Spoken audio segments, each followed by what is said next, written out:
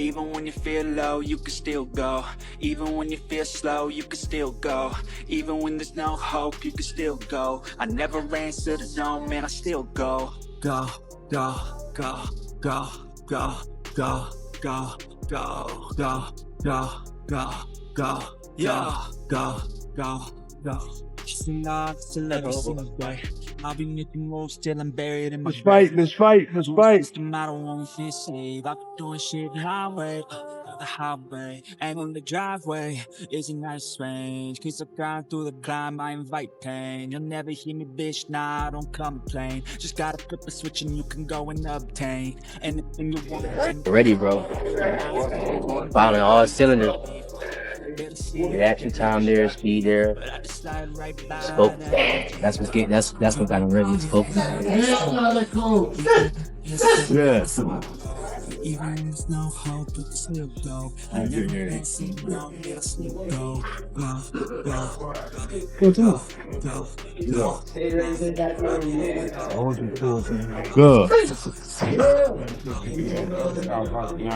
Good.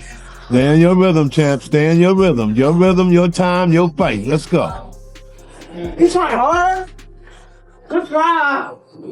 His effort. When you analyze Shakur Stevenson's preparation for Teofimo Lopez, one truth becomes clear right away. This camp isn't built around comfort or easing into late rounds. It's engineered to endure, absorb,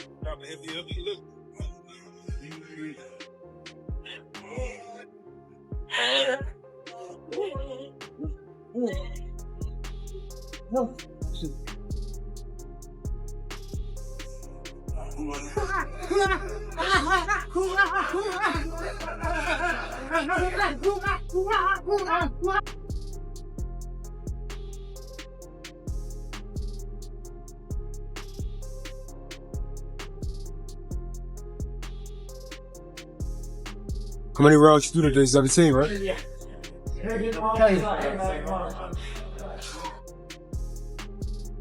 and control chaos from the opening. Before the fight ever has time to settle into a rhythm. Teofimo is at his most dangerous early, and Shakur's conditioning reflects that exact reality. Fast-paced rounds, short recovery windows, and drills that demand instant distance management after pressure are central to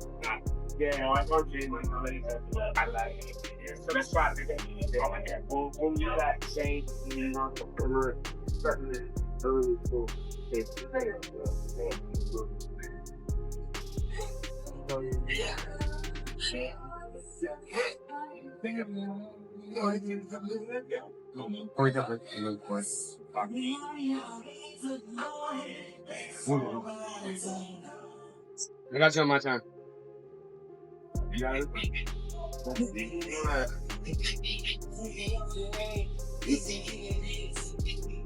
the approach. The goal is simple: make pressure feel ordinary. So fighting under stress feels no different than cruising. Once the pace slows, another key focus has been closing the small defensive openings that showed up in recent fights. Against Teofimo, one clean shot can change the entire story. That's why every jab and every Get out of there. Get out of there. Get out of there.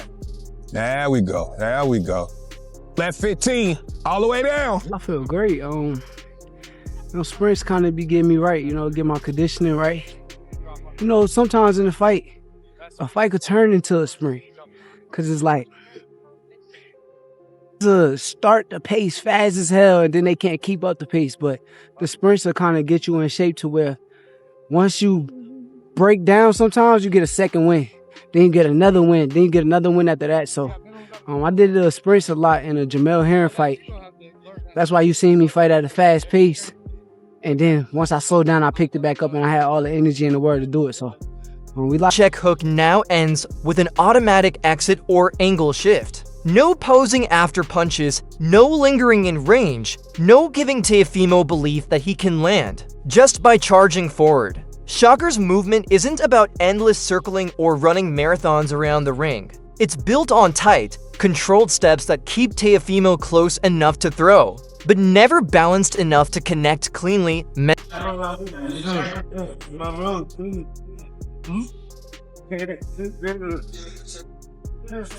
Mentally. The camp centers on pattern recognition, breaking down how Teofimo explodes in, how he loads single shots, and how he pauses afterward. By the middle rounds, those attacks are meant to feel familiar, not frightening. The game plan isn't to knock Teofimo out or physically overpower.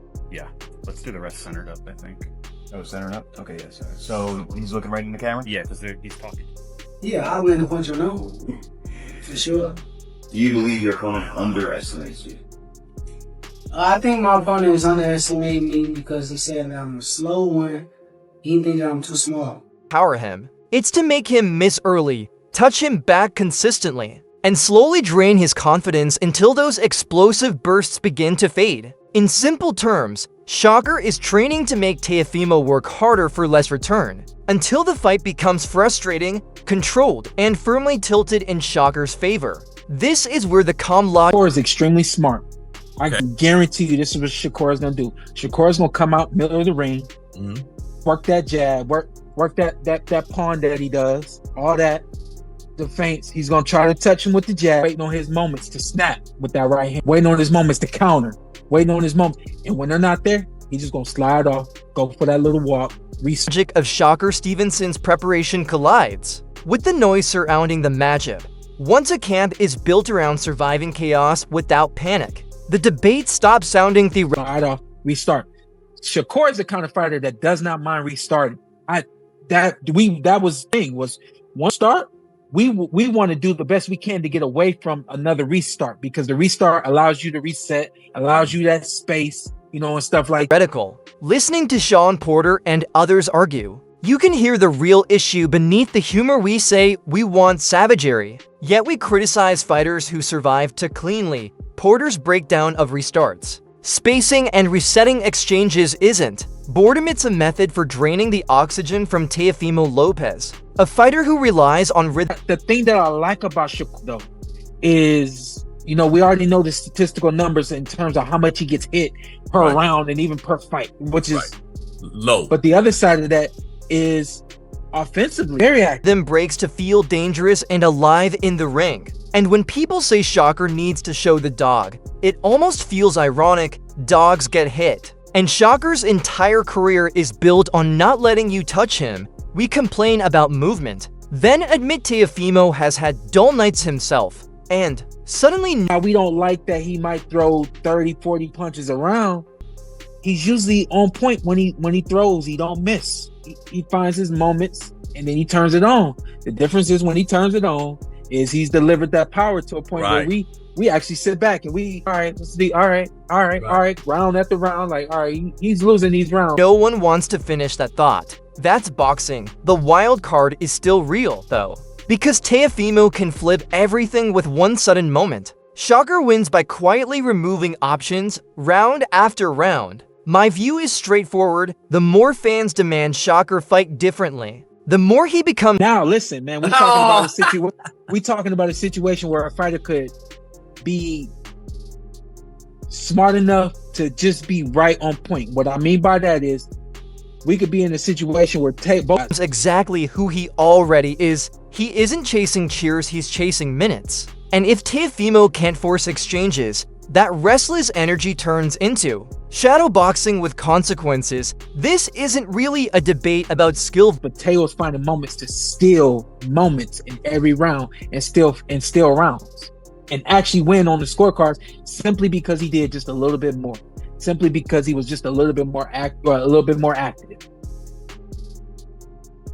I don't know. Versus excitement. It's a debate about whether patience should be punished for being quiet. That's why this fight is dangerous both ways. Chaos needs permission, and Shakur trains to never give it if order holds. We'll call it boring while watching precision age perfectly. If chaos breaks through, we'll act shocked even though we asked for it. Either way, someone's truth gets exposed. That's what keeps me locked and eyes open. BIAS checked. No, well, Shakur has the ability to diffuse you, so I think he has the Mayweather effect where he can diffuse you.